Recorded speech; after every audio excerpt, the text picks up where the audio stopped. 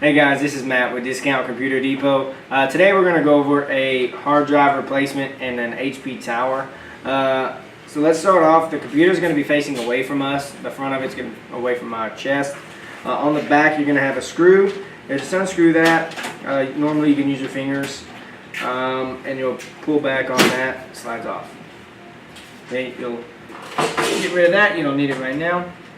So when you look in here, you're going to see on the front left side, normally there's going to be a green tab here. You'll locate that green tab, you'll pull back on it, and you'll lift up on the hard drive. Like so. Remove those cables right there, if they're connected. Alright, so you'll pull up on the hard drive. Okay. And then you'll disconnect these cables here.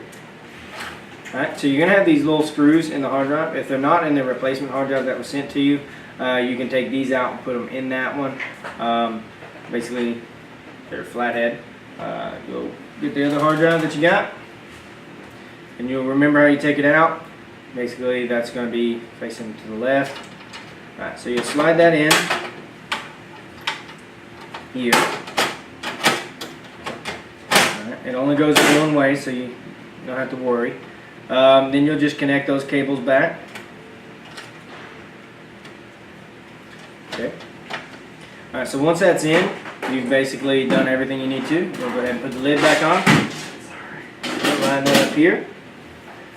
Push down and push forward, and then screw that screw back in the back. And that's how you replace a hard drive and an HP tower. Thanks, guys.